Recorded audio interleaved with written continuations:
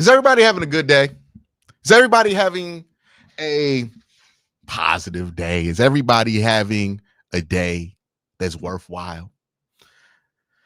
I have a lot of things that I want to talk about when it comes to the Cleveland Browns and how the Browns should operate in the future. And we're going to spend the next hour or so talking about that. It's going to be a fun time here on the OBR. If you don't know, my name is Quincy Carrier. I host this show. I have my own YouTube channel.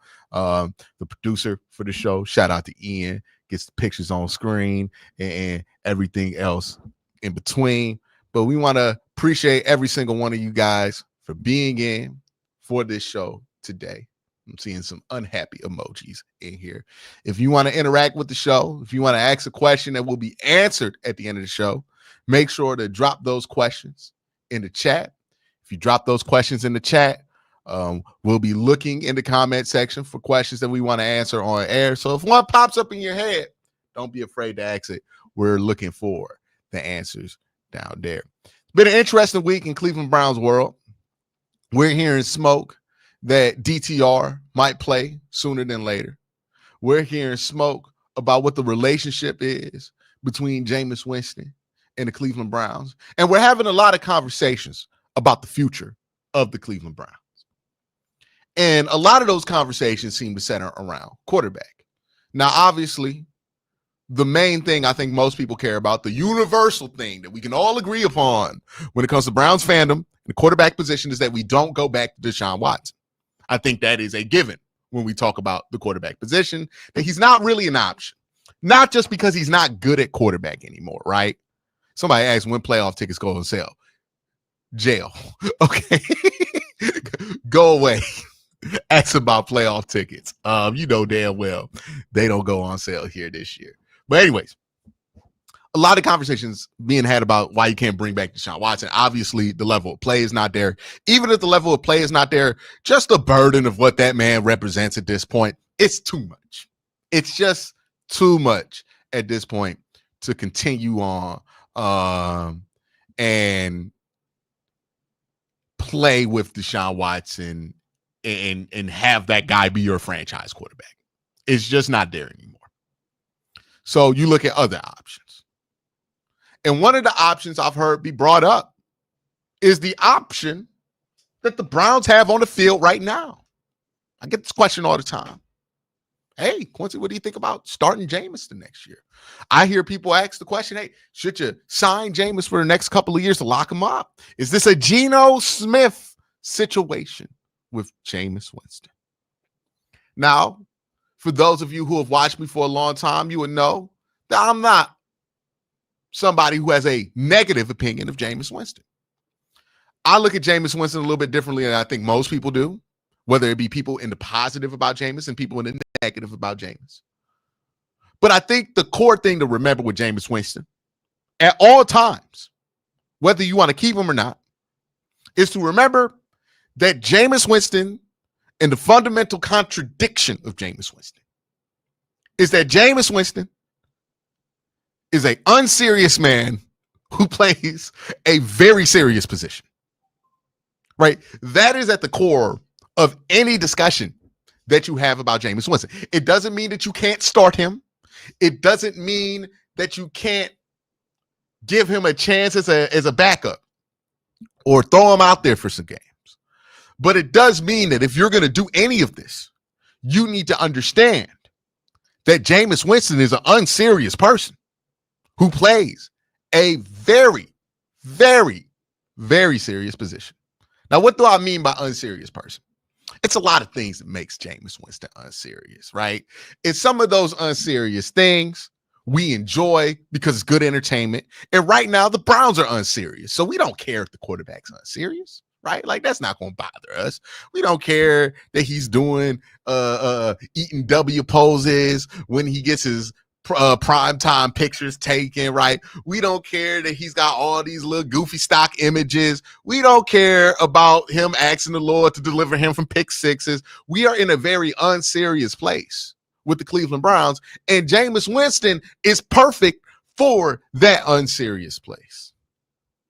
I think we can all agree with that. So right now, the consequences of Jameis Winston being unserious,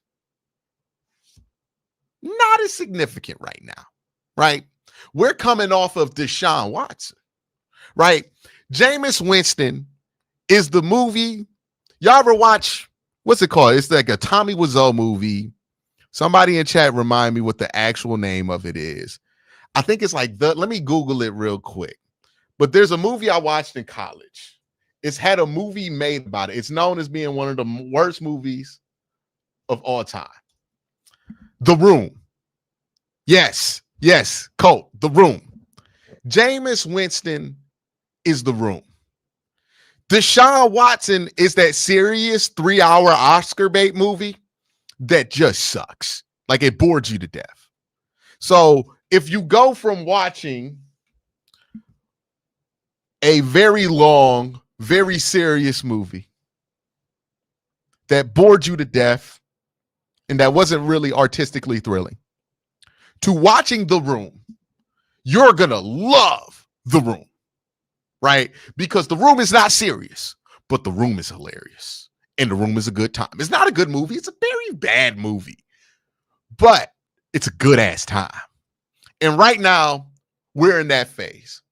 We just watched a 4-hour extended cut of Star Wars Episode 2. I think that's the worst Star Wars movie. And y'all let me know in chat what the worst Star Wars movie is. But Star Wars Episode 2 director cut. It's a 4-hour movie. It's not that entertaining. It's not that fun. And it kind of just disappoints you and make you sad the whole time.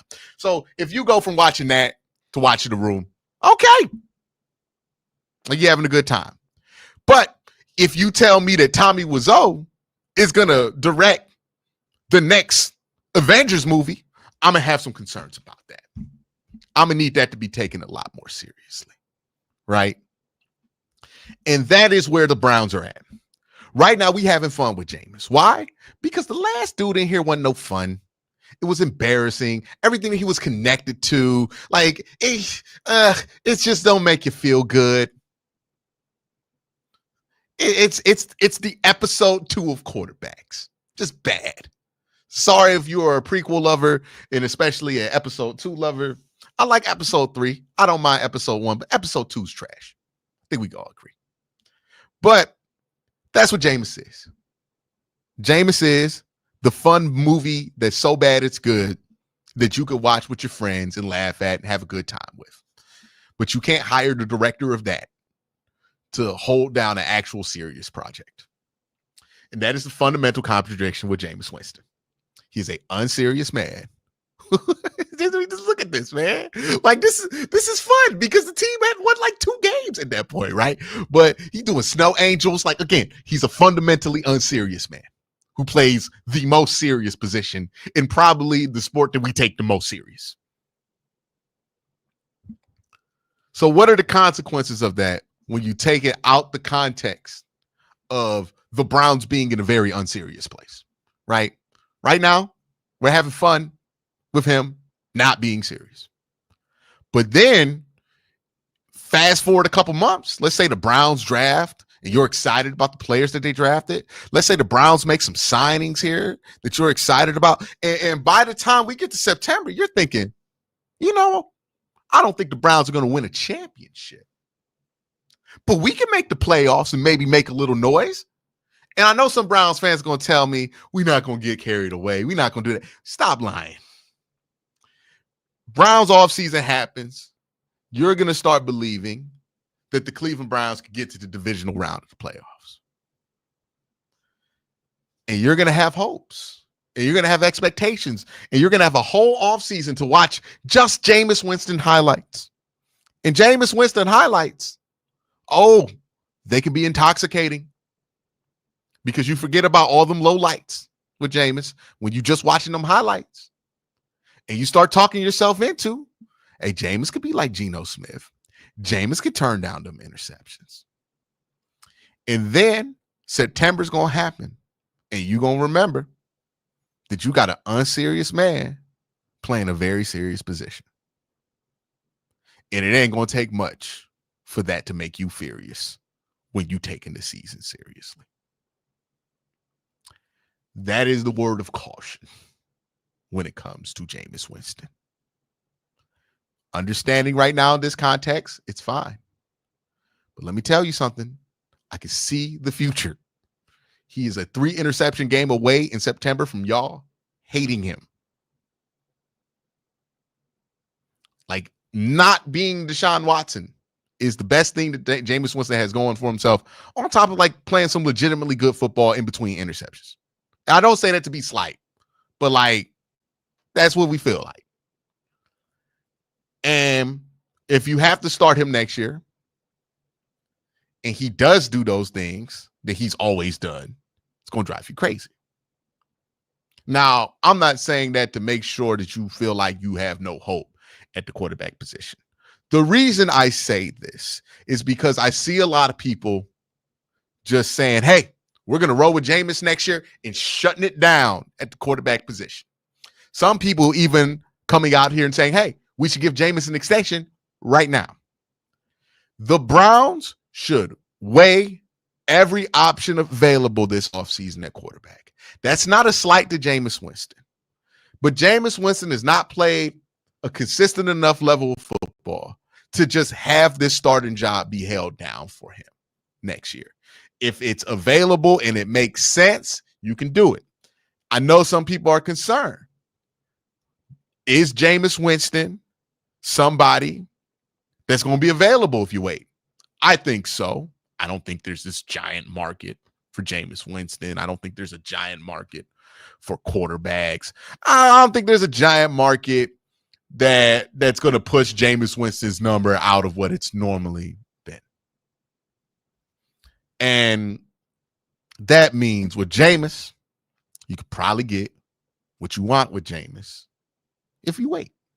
You don't got to sign Jameis to a 2-year deal. You don't got to lock yourself into Jameis. If you look around and Jameis Winston is the best looking gal at the ball, then yeah, you lock that down for that one dance. But you ain't got to lock yourself down to 2. You feel me? Like, Jameis Winston, if that's the best option available, you go with it. But there's no reason for the Browns to not look at other options. Because what this thing, like the Jameis Winston and the fun and all the goofiness around it and the crazy numbers that are surrounding this is a small sample of something bigger that we've seen with the Cleveland Browns and with Kevin Stefanski specifically. The Browns have been able to operate with Jameis Winston level quarterbacks quite well over the last 3 years. Hell, if you look back at it, ever since Kevin Stefanski's been here, that's been a strength of his, right? Baker Mayfield had a really good year with him. When Baker Mayfield wasn't playing in 2021, you got a good couple of games out some random quarterbacks in 21, 2022, Jacoby Brissett. You get a lot out of him, breathe new life into his career. The same thing happens with Joe Flacco, and boom, you're doing it right now with Jameis Winston. The big thing to take away here isn't that Jameis Winston is the answer at the quarterback position. It is to have a trust that the Cleveland Browns, when it comes to at least mid-tier quarterbacks or below, seem to have a good idea of what they can get the most out of. Because they've done it successfully. I say this all the time. Every year, every offseason, people say this to me in the comment section. As the Browns get rid of insert backup, I'm going to be furious. How can we let this guy walk? Look how special he looks like in the offense, right? It happened with Jacoby Brissett. They let Jacoby Brissett walk. They did fine with the backups without Jacoby Brissett, even before they got to Joe Flacco. And then we did the same thing with Joe Flacco. Said that Jameis couldn't replicate it. Jameis comes in, does the same exact thing Joe Flacco was doing. Kevin has done a lot with mid, right? Nobody can manipulate the mid like Kevin Stefanski. He knows how to. I don't want to get in trouble. I know Barry behind the scenes. Let me not detail how good Kevin is with mid, but y'all know what I mean. Kevin got the mid smelling nice, right? He knows how to put that mid in a position to be the most that it could be. And that means that Jameis is not the only answer for this team going forward. There's a lot of different ways, a lot of different options, a lot of different avenues the Cleveland Browns can go through that could end up being successful enough at quarterback, as long as it's not Deshaun Watson, right? Maybe you find somebody during the draft process that you feel like, hey, they can do all of these things that we like, and you draft that guy, and that works out. Maybe somebody comes available. You never know in the NFL, right? Maybe, it's Sam Darnold. Maybe it's somebody that we're not even expecting right now. The quarterback market's going to be a little fluid this offseason. So maybe somebody pops loose that Kev thinks he could do something with. Maybe the Dolphins think that Sam Darnold's an upgrade over Tua or something weird like that. Or maybe the 49ers think he's an upgrade over Brock. Something weird happens, and then a mid-quarterback falls right in Kevin Stefanski's lap. You never know, right? Quarterback is a very unpredictable position, and you never know who's going to be shopping who for whatever reason. We don't need to lock ourselves into Jameis Winston because I see a lot of people try to talk themselves into, well, Jameis can be this. Well, if we could just get Jameis to do this, right? The most common thing that I've heard, and you in chat, let me know. Raise your hand in chat if you've heard somebody say this. Well, if you can just cut down the interceptions with Jameis Winston. Have you ever heard somebody utter that phrase? Let me know in chat, because I've heard that phrase a lot. If you could just cut down the interceptions with Jameis Winston. The problem with that sentiment is that it sounds good, but if you could cut down the interceptions with Jameis Winston has been what every guy who's ever coached Jameis Winston has ever said about Jameis Winston, right? Florida State, if you could just cut down the interceptions with Jameis Winston, Florida State would have won a national championship in 2014, and they would have been back-to-back two-time national championships. Every single year he was ever in Tampa Bay with every coach that he ever had. If you could just cut down these interceptions, like I would love to bring on somebody who covered the Tampa Bay Buccaneers when he first got there and ask them how many times they had that conversation about, yeah, the talent is there, the flashes are there, but if we can just cut out these interceptions. And then they brought in Dirk Cutter. That didn't do it. They brought in Bruce Arians. That didn't do it. And then he goes to New Orleans and the same sentiment gets said. And like, there's a little evidence that he cut down some of the interceptions. So maybe he could do it. And then he comes to Cleveland, and what he does, everything that Jameis has always done. Throw the ball downfield, have some success, have some interceptions. If you could cut down the interceptions with Jameis Winston would have lived up to his draft hype. Jameis Winston would be a $300 million quarterback, and Jameis Winston would not be on your football team right now if cutting down the interceptions were an option for Jameis. Now, some of you guys might ask the question, why is that the case, right? Why can't Jameis Winston cut down the interceptions, right? Because you've seen it with other guys. You've seen it with Josh Allen. You've seen this with Kirk Cousins before this year. He turned down the interceptions. Why can't Jameis do the same thing, right? Geno Smith. The reason that Jameis can't cut down the interceptions is because the interceptions for Jameis Winston come from a core place of who Jameis Winston is as a football player, right? Josh Allen at his core was not a wild man. Josh Allen was just somebody who was very raw in his fundamentals, and that led to him not being as accurate as possible. Jameis Winston has two things going against him when it comes to cutting down interceptions. One, he has an elite belief in his arm talent as a quarterback. And Jameis Winston is smart enough to process the game at an elite level. Like, if Jameis Winston ever becomes a coach, he's going to be an incredible coach. Trust and believe that. Like, I'm marking it here right now. December 9th, 2024 on the OBR Quincy Carrier Live Monday. If Jameis Winston ever became a quarterback coach, he would be a fire quarterback coach because Jameis Winston can process the game at a very high level. He sees the field at a very high level. The problem with Jameis Winston is that he sees the field at a higher level than he has the arm talent to execute. When you watch a lot of these Jameis Winston interceptions, and I'm going to do a breakdown of all the Jameis Winston interceptions on my channel, so make sure you check that out. But when you watch these Jameis Winston interceptions, most of them aren't the interceptions you think of with Jameis, right? Like Jameis has a couple where he throws across his body and he makes a crazy decision. But a lot of these interceptions aren't bad decisions. They're good decisions for somebody who has elite arm talent. But decisions that Jameis Winston does not have the physical capacity to consistently follow through on. And that's where those interceptions come with Jameis. You look at that interception with Elijah Moore. It's right decision, right time of the game to throw that ball. He just floats it. That's what Jameis Winston is. I have what I think to be the perfect and hopefully the definitive Jameis Winston analogy. To me, the way I view Jameis Winston, and I think the way if you're a team that is considering playing Jameis Winston for an extended period of time, has to view Jameis Winston, is not of a regular quarterback. The way I view Jameis Winston is simple. I see him the same way I would look at a middle relief pitcher in baseball. Or like, every baseball team has it where they have this middle relief guy who can sometimes be your fifth starter.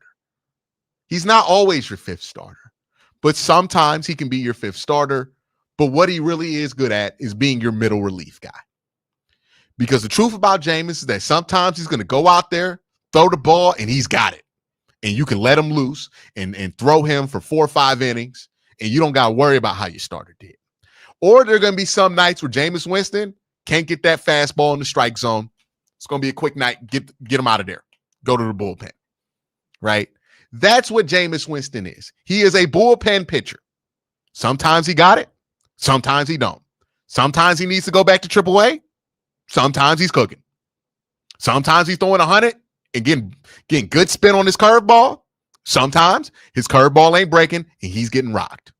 Sometimes Jameis Winston will be good for like 2 or 3 innings. And then that 4th inning hits, you left him out there too long, he gets rocked. That is what Jameis Winston is as a football player. He is that version of that baseball player. And if you're going to roll with Jameis, if you're going to make the decision to stick with Jameis, if you're going to play Jameis for a season, somebody says sometimes he's Ricky Vaughn, sometimes he's Wild Thing. I agree. If you're going to play Jameis Winston like that, I think you got to be willing to get a little bit away from tradition, right? Because the way that we look at it is that in football, you have one quarterback, and that one quarterback is your starter, and your starter never comes off the field unless you're benching him permanently. I think you got to have a more flexible approach to this if Jameis Winston's going to be your quarterback. If Jameis starts for you, you got to have a bullpen. You got to have a righty that you can pull out the bullpen at any time when Jameis is your starting quarterback. What do I mean by this? Like if you start Jameis Winston next year, you might want to just sign Jacoby Brissett to back him up. Because there might be a game where Jameis ain't got it, and you just pull him, and then you put Jacoby in, and Jacoby holds it down, and you play a little bit of a safer style, and you get out that game fine. You don't allow Jameis to melt in on himself, and then the next week, you just start Jameis again. You got to control for the inevitable with Jameis, which is Jameis is very unserious, and Jameis is a wild card. He's hard to trust. He's a pitcher who has inconsistent stuff. You can name a pitcher. There's a million of them in Major League Baseball that are just like this. But that's Jameis Winston. You can't fool yourself into thinking that that's not going to be him. You can't fool yourself to thinking that at 30 years old, he's going to somehow become better than that. Jameis Winston has been this for a very long time. And that's fine. But you cannot fool yourself into thinking it's anything more than unserious. That's it with James. If we stay at that place, it will be fine. But if you do not stay at that place, well, man, you're going to have some problems coming up for you, for sure.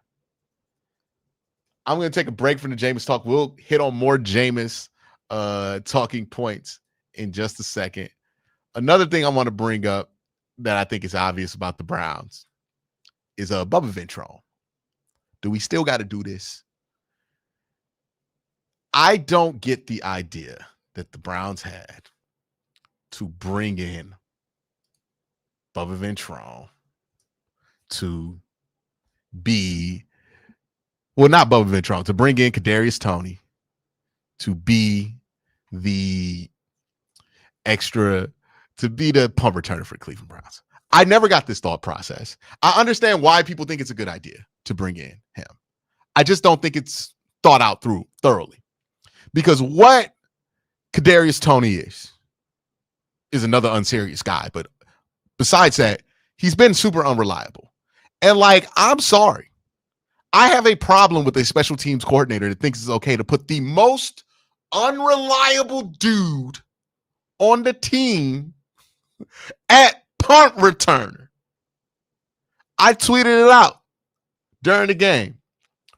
Putting him in with Jameis Winston is the equivalent of playing football Russian roulette. And football Russian roulette is exactly what we got with him. It's exactly what we got. Why are we playing this game with Kadarius Toney? Why do we even think Kadarius Toney is a good punt returner? My man has had one good punt return. And they're out here oh, Kadarius Toney, it's a no-brainer to put him in a punt returner. Ladies and gentlemen, to help me out with this hour, Quincy Carrier Live's first guest, Jacob Roach. Jacob, man, how are you doing? I'm good. I decided for a Christmas mustache, so we're just gonna see. It looks nice. I like the look, man. I like the look. I don't know if you were in here for my conversation about Jameis Winston. I talked about him as a relief pitcher, right? Somebody a middle relief guy, or maybe a fringe fifth starter. I don't know how much of a baseball guy you are, but every team has the guy where you're you throw him in, but it might be a bullpen game, right? Yeah. Do you think the Browns are willing to get creative enough if they have to work around a solution like that with Jameis? Because I think that's what's required with Jameis. You cannot go into the season with Jameis Winston and think, oh, yeah, he's just going to hold it down for 17 games and give you no reason to ever bench him, right? You're going to have some kind of hey, we could put somebody else in for a couple quarters, and then we know we're going to go back to Jameis and start the next game, see what he got. But if we got to pull him in the third, we'll pull him in the third. There was a conversation after the second game, the Saints game, I think it was, where there were rumblings that they wanted to change quarterbacks then. Mm-hmm. And you were talking, just a couple of weeks, you were then a week and a half off of him shredding Baltimore, and they were already I don't know, because this guy went out there and just we've seen him be creative in the past. I think I heard you earlier talk about Jacoby Brissett. And I think you almost, if you're going to bring back Jameis, you've got to have another veteran on that roster. Mm-hmm. You've got to be ready to be okay, I'm not 100% fully Jameis for 17. No, I don't know that you can do that. And that is where I'm kind of starting to lean towards I'm not sure this is going to be a reunion here going on, because if Kevin Stefanski's here, I think that's the big. That's another thing that we got to talk about. Kevin has definitely created a culture in this building, and look, man, there were issues with how exuberant of a personality Kareem Hunt was at times with the inner workings and culture of this building. Kareem ain't got nothing on Jameis exuberance, right? Like, I imagine he's driving them crazy, right? If Baker Mayfield was enough to drive you crazy, then Jameis Winston. Like, I would like to know if you just got Kevin Stefanski away from the cameras and you brought up the idea of him starting Jameis Winston for 17 games, what does his instant reaction look like? Because I can't imagine that, like, it's a calm feeling that washes over him, right? Like, this does not seem like the kind of dude that Kevin is like, yeah, man, let's rock. Like, I think Kevin was thinking about it like I was. Like, he's a really good middle relief guy. If Deshaun goes out for 4 games, we can be fine with Jameis. I'm not going to lose my mind for 4 weeks. I'll even let Ken call the plays so I don't get mad, right? Like, you can already see that they're mitigating for the frustration that they're having with Jameis, because I don't think it's a coincidence that, like, oh, Jameis gets named the starter and Kevin's not calling the plays anymore, right? Like, I feel like that was, hey, I'm not trying to be driven crazy right now. Right. The thing that I come back to that's always the whole, like, I come back to over and over again is I've been asked a bunch of times about, like, which quarterbacks make sense in the draft and things like that for Kevin Stefanski. And the things I always come back to is risk adverse. Jameis is the opposite of risk averse. That's why I was confused when they signed him. I was like, in terms of backups, veterans that are available, like, yeah, he definitely was one of the top guys up there. And they wanted to get a little younger from Flacco because I think there was some concern, and we've seen it play out, that maybe last year was not something that Flacco could replicate at this time. But, like, I'm having fun right now because there's really nothing to play for. But I saw other people bringing it up if there was something to play for and Jameis was out here doing it all the time, how I would feel and how Kevin would probably feel. And I think we know. Right now, he's an unserious man on for an unserious time for the Cleveland Browns. So I don't think people mind, right? Yeah. I think I mentioned that earlier in the show. I'm like, he's unserious, but he plays the most serious position in football, which is probably the sport we take the most serious in this country, at least. And that's going to be a problem eventually for this team if it continues, right? Especially if this is a part of the season that you're starting to take seriously that he's doing all of this on, right? That, to me, is the thing that I think the Browns need to keep an eye out for, and why I just don't see them going like, oh yeah, like they're definitely not in the let's just lock them up right now camp. Like, I hate to, like, speculate, but you remember how Kevin was smiling ear to ear when Joe Flacco was in that room? Right? Everything with Joe Flacco. Those are two dudes from the East Coast that understood each other, right? Like, Joe loved it, Kevin loved it, and you could just see it visibly in his face. Hey, man, I don't see a lot of shots with Kevin Stefanski and Jameis Winston in it. Like, I don't feel like those two personalities mesh super well.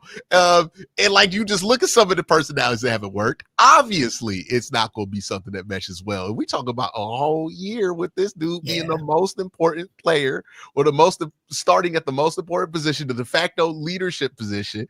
And I have a hard time believing the Browns are going to do this and, like, just be like, yeah, man, we rolling with Jameis. Like, maybe he wins a competition, right? But the idea that, like, you just going to anoint Jameis, these dudes, it does not make a ton of sense to me. But the issue that the Browns have is, like, hey, how many guys out there will make sense for you? Yeah, Jacoby. Yeah. And it's like, you can't reel in Jacoby and be like, yeah, we rolling with that, like, the whole year. Like, that's a very temporary, you drafted somebody move. Like, you're going to start them after 8 weeks or something like that. So it's like, maybe you go Jacoby. Sam Darnold's one that you can roll in and start, but, like, Sam Darnold does not have the personality of Jameis Winston, but he still does stuff on the football field that I think would drive Kevin a little bit crazy, right? Like, still has that tendency to kind of fade away and just he just jumps it up there. Yeah.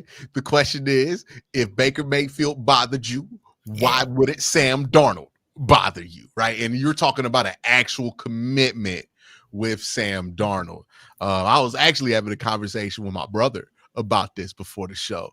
It is like the more generic a personality, like the better it's probably there with him. Like I watch college football and people go, "Oh, Drew Aller." No, Drew Aller be taking all them risks, right? But who might make sense? Dillon Gabriel, right? Like or somebody like that, where it's like, hey, Dillon Gabriel does what he's told.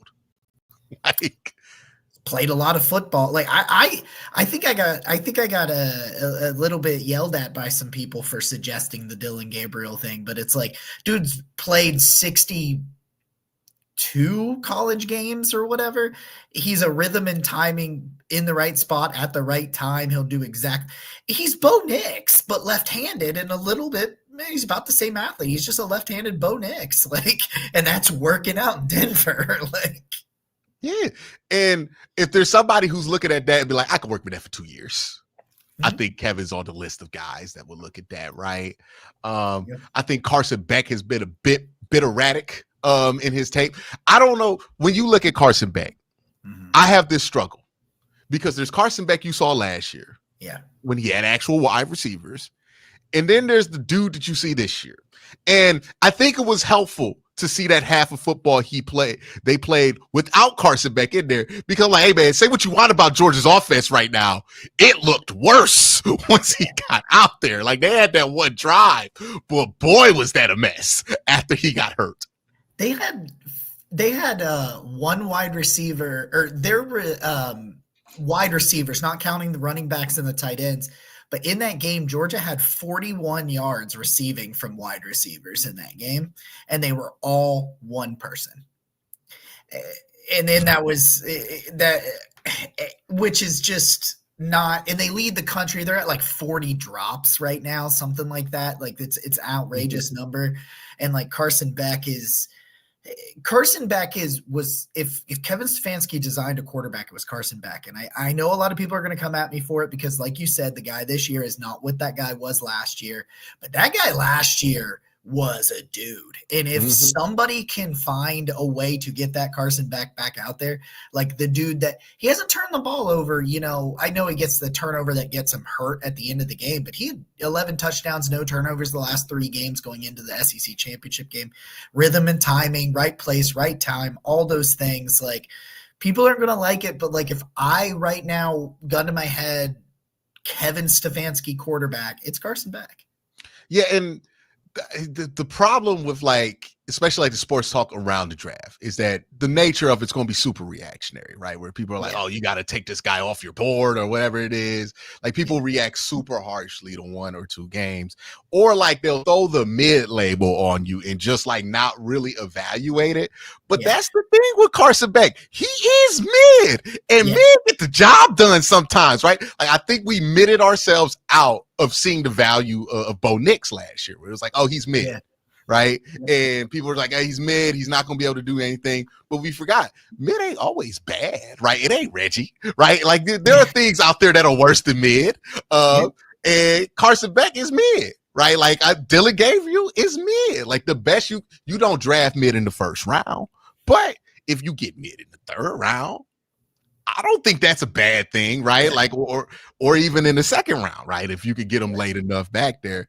And it's just, we get so caught up on these labels with these guys. And then like, people are like, oh, I don't ever want to draft them at any point of the draft. And it's like, now we're talking ourselves out of players who would actually make sense in that draft spot, because there's no reason that you should be not willing to take a quarterback in the 3rd round of this draft, right? Like there are enough guys there where I'm like, if they're there in the 3rd round, it makes sense, right? Like you probably do it.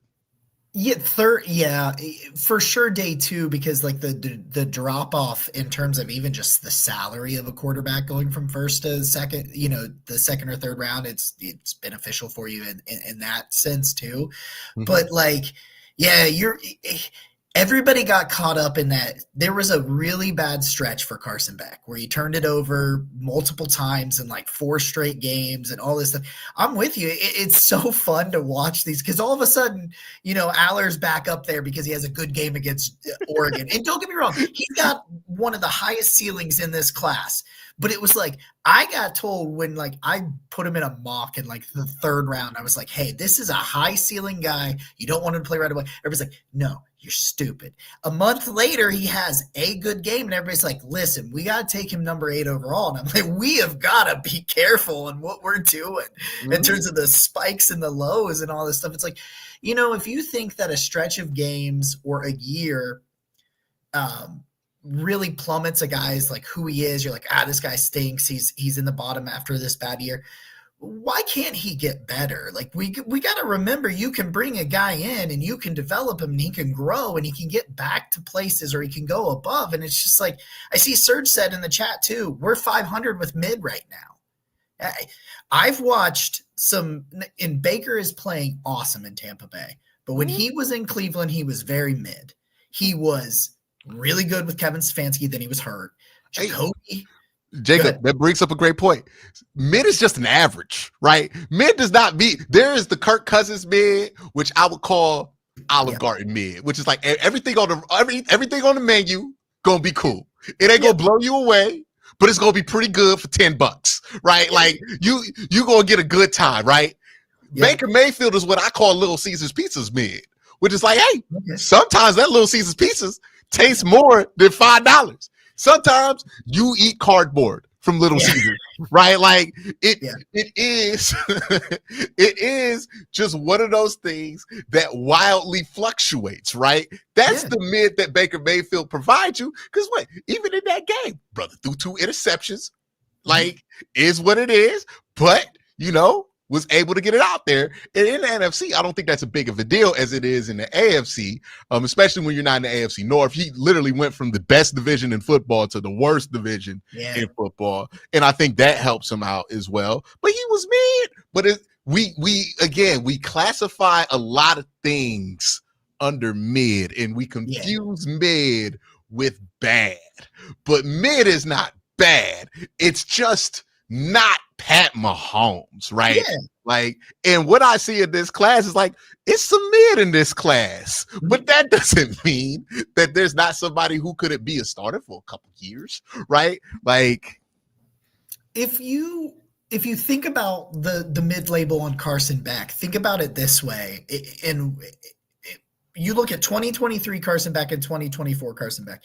You're not going to tell me that in 23 he was mid, because he was good. He was really good. Now think about what's different. His offensive line is a little, hasn't played as well in 24. He lost Brock Bowers and Ladd McConkey, and his wide receivers lead the nation in drops. Fix that. Say you fix that. He comes in, he's got Jerry Jeudy, David Njoku, a healthy Ced Tillman. Maybe you add maybe you get Luther Burden in the first or something crazy like that, and you fix an offensive line. All of a sudden you've elevated that mid to the Kirk Cousins mid, to the guy that was supposed to be QB1 this year in Carson Beck, because that's what he was last year, was quarterback 1 for almost everybody coming into this summer and this beginning of this college season. And it's just like, we'll put the things you need to put everything right around him, which is what Baker was here, and even some in Tampa as well, because he's got all his weapons. Okay, that's fine. Because you're not going to find Pat Mahomes just growing on trees, but I can find something that I can dress up and make it look really good, like a Thanksgiving turkey or like a Little Caesars pizza at 2 a.m. Yep. Or Taco Bell, right? You get the 5-layer burrito. You don't know how many beans you about to get in that 5-layer burrito, right? You might get a lot, you might not.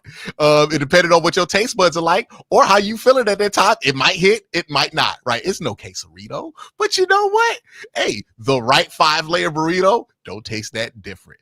And that's the thing too when it comes to quarterback. I think a lot of people are like, oh, you got to decide a year and then do everything you can to get that quarterback that year.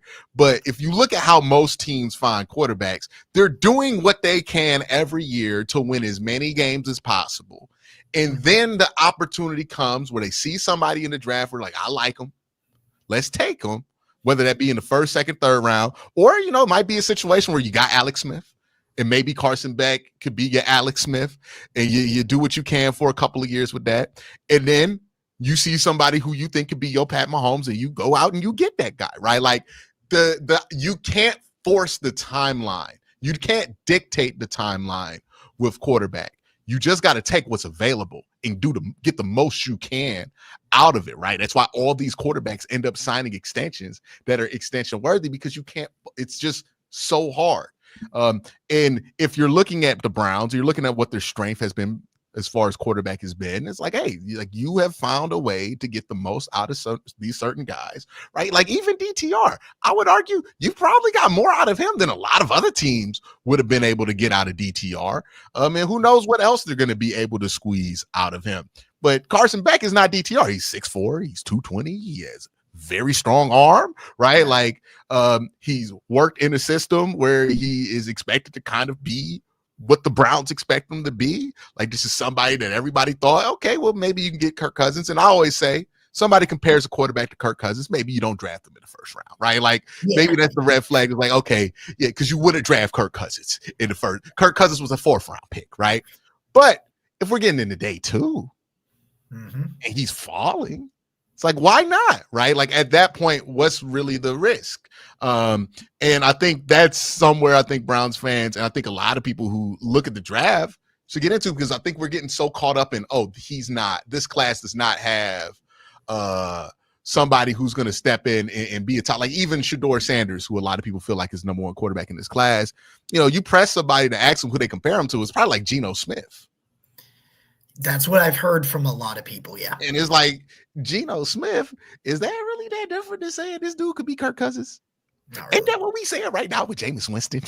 Like, oh, he could be Geno Smith. Like, I said that. Like he could be Geno Smith. And it's like, okay, if you're already there with Shedeur Sanders, it's like, should you really be doing that in the first round? Like for me, and I don't know how you feel about it, when I look at quarterback in the first round, I think of it like this. If you don't believe that quarterback is like one of the 5 best players in that draft class or something very close to that, you have no business taking that guy in the first round. Right. Like it's just too much of a commitment. If you not 5 best quarterbacks, but like, hey, this is one of the 5 best, like you got Abdul Carter in quarterback number 1 right there. Like, and then Genty, right? Like he's smack dab. You think this is one of the best prospects. If you don't feel that way about that dude, then you don't need to take that dude in the first round.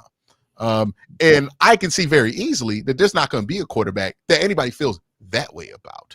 But that might lead to teams making decisions in the offseason. That might lead to some quarterbacks like, you know what?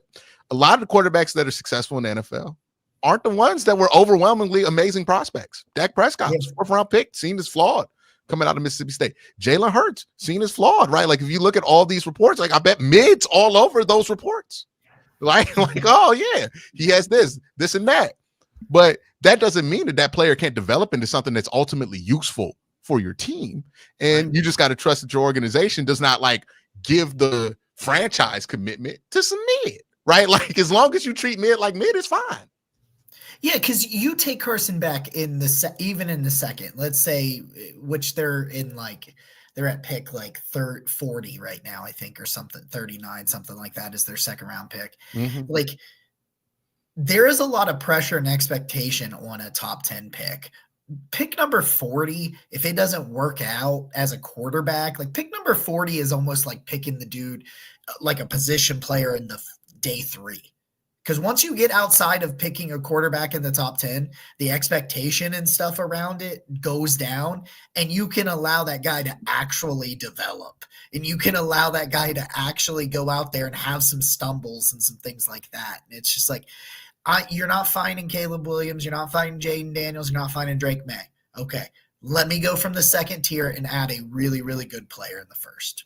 Yeah, like the bar for like a first round. Jed Wills got scrutinized his whole career in Cleveland because he was the 10th overall pick. Mike Hall had like 2 good games and then got injured. And we're like, no, that was a hit. Like in the 2nd round. Like the bar for it is just so different, right? Or like Grant Delpit. Got an extra contract. We ain't thought about that since, right? Obviously, there are outliers. Like JOK is like, okay, that's a home run for a 2nd round pick. Do you think the perception of Andrew Berry changes if he takes JOK in the 1st round instead of like Greg Newsome that year? Like JOK still becomes JOK? Like, because I think a lot of the perception about Andrew Berry as a draft guy is somewhat earned. He's been inconsistent, but I'm like, I think it has a lot to do with the 1st round picks not hitting the 2 years he's had them.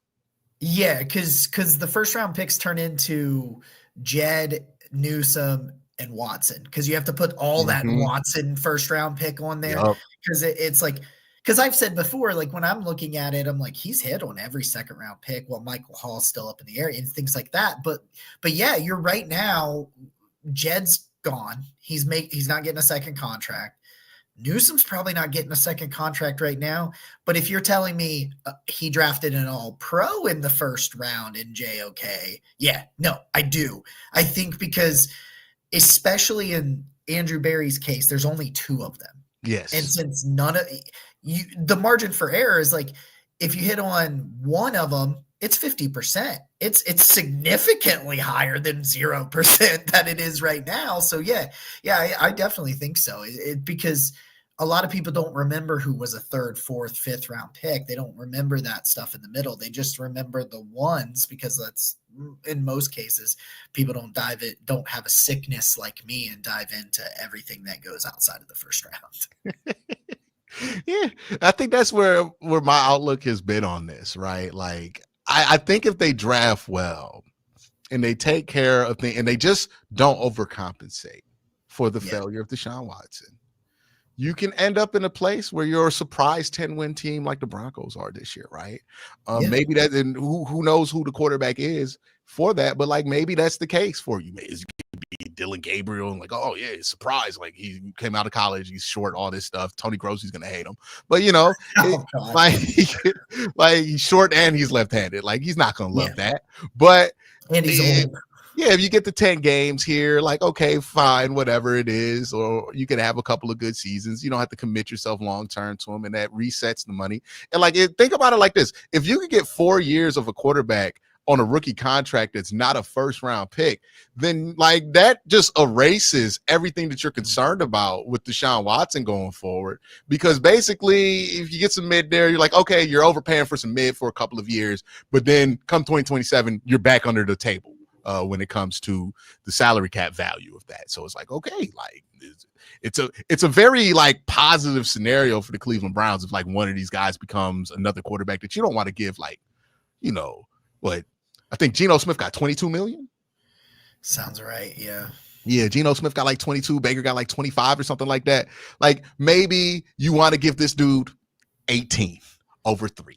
Well, not 18 over 3, but 18 by 3, right? Like somewhere along that lines, inflation probably going to roll it up to like 21, 22. But you'd rather be in that spot than where the Browns are because you just need to get to a place where you can maintain structure until the right guy comes along that you have a chance to go get at the quarterback position, right?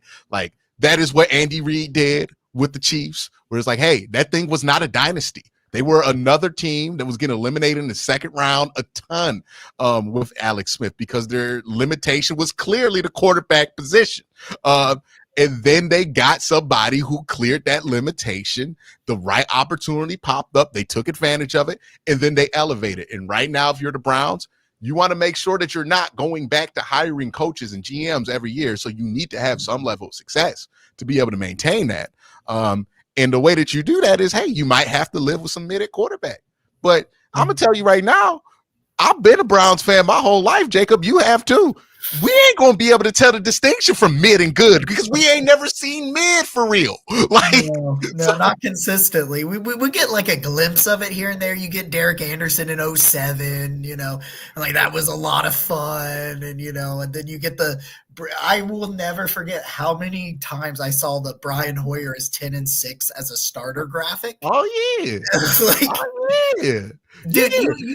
You roll out like you say you get Bo Nix level, and Bo Nix has turned it on lately. I will say that, but you get Bo Nix level play for the next like 4 years. I'm good. Let's do it. Like, let's see what that looks like. You get Tua for the next 4 years, or something like that. It's like, okay, like Browns fans will be excited, especially like it's just different when you trade for somebody versus like when you draft it. If it's somebody you drafted, and I know Browns fans because I used to do this too. I've done this with far worse quarterbacks. Okay, the Dilly Gabriel, right? Where the Browns draft them, and you start watching those highlights, and you start convincing yourself, "Hey, man, they might have found something with Cody Kessler, right?" Kevin Hogan was mine. I was like, Kevin Hogan made like one start against Cincinnati and tore him up, and I was like, "Let's go!" It's not going to be hard for you to get to a place. So like, you might turn your nose up at Carson Beck, but if Carson Beck has a 300-yard game with a different team, you're gonna be like, "Why the Browns ain't draft him?" Right? And they need to be willing this offseason to, one, be creative about how they're gonna do this, and two, like, open up all options. Okay, franchise guy, not in this draft class. The best guy in this class is getting compared to Geno Smith. That tells me there is no long-term answer at quarterback in the 2025 draft class, no matter what pick you have, right? In the 2026 class, it looks just as questionable, right? Like the guys I like in 2026 are like, well, I know Lenore Sellers is in that class. I don't know what he'll end up being. But like Kay Klubnik or Drew Aller could like stay an extra year and be in that class or something like that. If Nuss goes back, he's probably your best shot. Garrett Nussmeier at LSU, maybe. Yeah, I ain't betting on that. Like,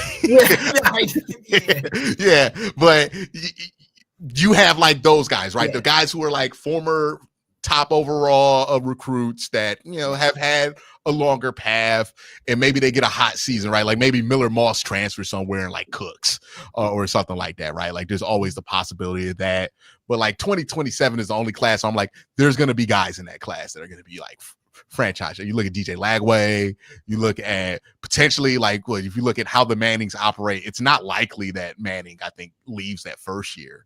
So it's going to be 27 before you get a crack at Arch, I think. Yeah, so it's like 27 is probably the year. Like I know Ian just threw in Nico Imalava, who may or may not come out next year, right? Like he was another guy who was in that class with Arch. But if I'm him, I would jump that year if I have any decent season next year, right? Because you already got the playoff year. So there's going to be some guys available, but I don't see anybody in these next two draft class that like shoots out to me like, hey, that might be a dude for real, right? And even the guy who might end up being a dude for you might be a Pat Mahomes situation where you got to just like see the good and hope you could develop it into the best. Same thing with Josh Allen happened, right? A lot of us want the easy answer at quarterback. They want Andrew Luck is out, and we just get Andrew Luck. But one, that's never happening in Cleveland. We are never getting that lucky. And two, hey man, that does not happen anymore. Like Andrew Luck was the last guy that could ever be that. Like we have too much media now. We have too much access to film. They will find a hole in any prospect, and you'll find anybody that's willing to be like, nah, he's actually trash, right? Like it's not going to be consensus anymore. And even with Andrew Luck, it wasn't like Andrew Luck won 4 Super Bowls, right? Like, and that had a lot to do with the coach, but it's like, you can't just sit here and hope that your quarterback position gets filled. You got to be proactive about it. And that's the thing about the Browns. It's like, okay, let's be proactive. Let's build around the quarterback. Let's have the understanding that we need to be a good nesting spot for a quarterback, right? Maybe you draft that guy. Maybe you sign that guy, but you need to be a good nesting spot. The teams that have quarterbacks that are good consistently, that never go through these slumps, are the teams that can nest quarterbacks. Kyle Shanahan, 49ers, drafted one of the worst draft trades of all time, never gets talked about because they nested such a good spot that Brock Purdy can get on there and look elite with that offense, right? That's what the Browns need to do. Kevin has showed you that he might be able to cook that up if you get the right people there around him. Now, he needs to do the same thing with the run game, right? Because like I'm not satisfied with how the run game looks. But if we're talking about quarterback, we're talking about the future of this team. I think that's an important thing for Kevin to keep in mind. Ian, I know we have some questions to get to before we end today's show. And Jacob, thank you for helping me get this hour to fly by, man. Oh, yeah, man. I'm happy to be here. All right. The question here is, let's see. I got to zoom it up. Can you see it better than me? Yeah. As of today's date, can each of you list the top 3 positions in order that you'd like to see addressed in free agency and the draft? Ooh, that's a fun question. Guard, center. Guard, center. See, the running back is inevitable. There's so many running backs in this class. You're going to draft one. Yeah. There's a million. And you're probably gonna love the running back that you draft, right? Like I was doing a list. I'm like, there's too many. There's way too many for me to name. I'm gonna forget somebody. But guard, I think you need to get more physical in the interior. I think we just aren't physical there. The mentality isn't physical enough. We're not winning on short yardage situations. If you're gonna throw a quarterback 40 times, you need to be able to get 5 yards on first down. Right. Like, and we don't have the run game that's ever been built for that. If you look at the Browns run game, we've always been high in negative yard runs, even during a heyday of this team. It's because we kind of run a risk reward system. We need to switch to just being able to get the chunks that are there. And I think that means getting a lot bigger, a lot more physical on the line of scrimmage. So guard and center, if you count that as one position or two. Obviously, quarterback is somewhere in there, right? You need to address the quarterback position. Can't run back with Deshaun Watson. I think that's obvious. I don't really see any need at wide receiver, tight end. I mean, we can throw tackle in there. Tackle's one of those spots where I'm like, it might just have to wait till 2026 because like it just doesn't feel like the year to address tackle. It feels like one that's probably closer to trying to just find a veteran stopgap tackle. Yeah. Or you take a project, one of these, like there's some really good FCS options in the draft, I think, if you want to go there. But I'm with you, guard center, but like, can I interest you in free safety? Because holy crap, are you ever going to figure out free safety, man? Like, because Juan was supposed to be that guy. Juan Thornhill was a true center fielder, a true back there, can, ball hawking, like, cutting the field in half, not blowing coverages for giant touchdowns. And because it's not a sexy position, people aren't talking about it. But I think in order of how loaded this class is, position group wise, I think it's running back, defensive line, tight end, safety. And I think there's a lot of really good safeties in the draft. And that I think with Grant Delpit playing everywhere, trying to find another guy that can be back in the center field route is something I would love to do. Yeah, because sometimes we got to put Ronnie McLeod back there, and it's been killing us. That's so. Yeah, I think that there's something to that. I wonder, like, because we talk so much about like the line of scrimmage with Jim Schwartz defenses. I wonder how much success he's had with free safeties before. Like, I'm going back to 2017. He had Malcolm Jenkins, right? Like, I wonder if that's like because like there's some defenses, like Greg Williams is like the most famous example of a defense where it's like you're just never going to have a star free safety in that defense, the way that it's structured. And I wonder if it's structured that way, that drafting a free safety could be a problem because that player's upside is always going to be kind of nerfed by the defense that they're in.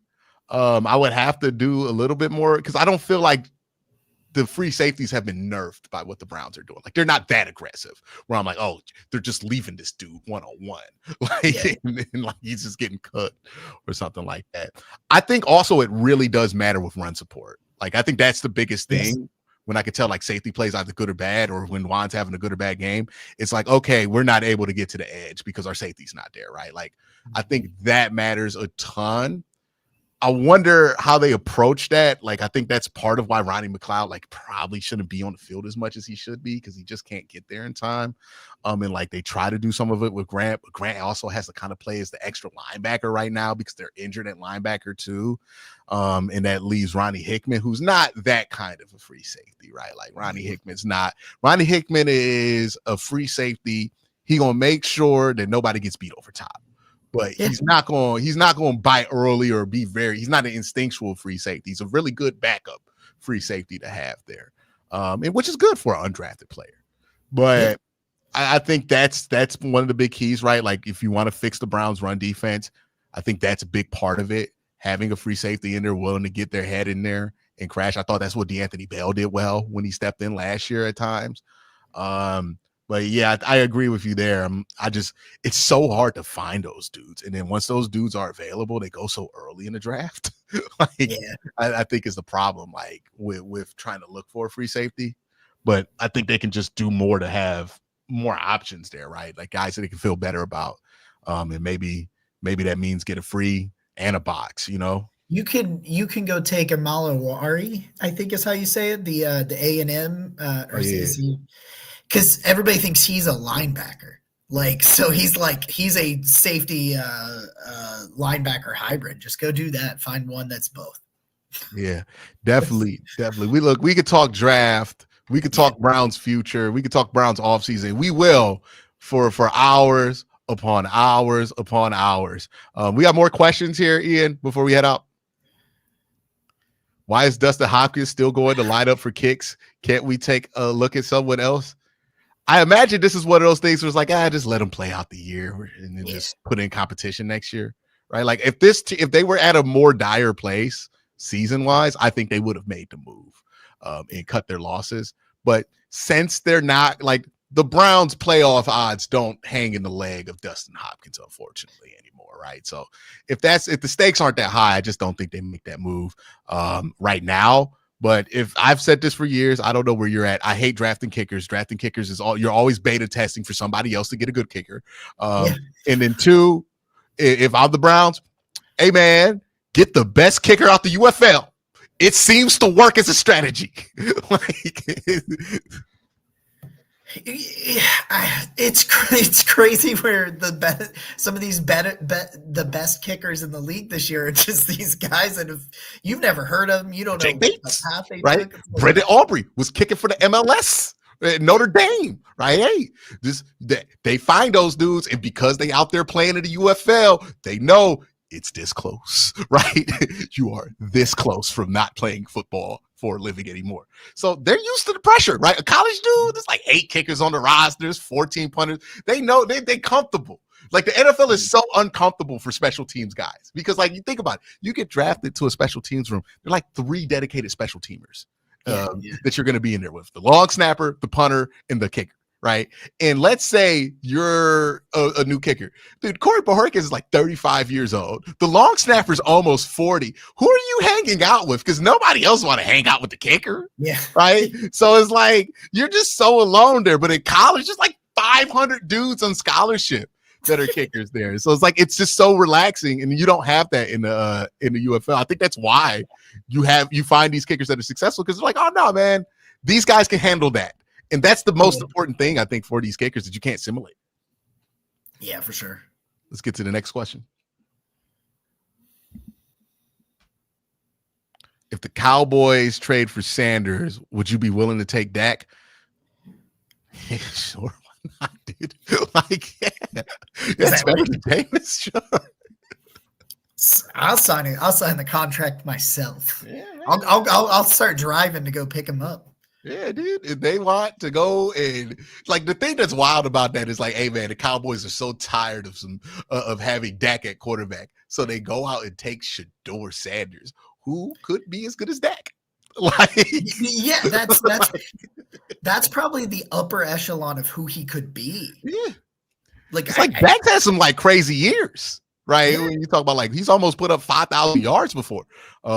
With like very low turnovers. So like, yeah, I think Kevin's looking at that like, yeah, if I get that tough as nails too. Yeah, like he can move a little bit, right? You could get him on the go. We got the last question here. Do either of you guys have an opinion on of the 4th-and-1 wing T slow developing run with Ford? Yeah, it's not a good play. I mean, I'm gonna be honest about that play. Nothing was gonna work. No direction that they had for that. That goes back to my issue. Why do they have to run the wing T? Why do they have this creative stuff on 4th-and-1? Because they can't get the push on the line of scrimmage, and they know it. So they got to fool you, right? Do the Eagles run wing T when they need a 4th-and-1? No, they just move you the yard to get the yard. If that's an option, every coach is taking that. The Eagles have no wrinkles on that play. There's no need to have any wrinkles on it. They have no variation of it. It's that play, and they run it all the time, right? You know it's coming. It's just straight up ass whip, right? Like that's what the play call is. And the reason the Browns, like, you can make fun of the play call all we want, but that's a symptom of a bigger problem here, which is we can't win a yard when we need it And now we got to do this to try to get a yard because we don't trust that we can just push them out the way on a consistent basis. Like we think if they know it's coming, we can't do it. That tells me everything you need to know about where they are in the interior and why they need to get better. So that's my takeaway of it. It's like, yeah, man, it's a bad play call, but also this is what they have to do because they also don't think that doing the quarterback sneak is a good play call either. And they probably have sufficient evidence to think so because every time they run a quarterback sneak, it looked like a struggle or we be dependent on the other team's linebacker to pull our guy across the line. Yeah. Like, that's where we at. That's where we at. But Jacob, want to thank you for jumping on with me, help me get through here. Thank you guys for checking us out on the OBR, but don't go anywhere. We got Barry and Fred ready to give us another good hour of what do we call it? It's not radio, it's not television, of internet communication. I don't know. There you go. Yeah. You know what I mean? But make sure you guys stay locked in and check that out. I'm Quincy Carrier, Jacob Roach. Thank you. Y'all have a great day. Have a better night. Peace.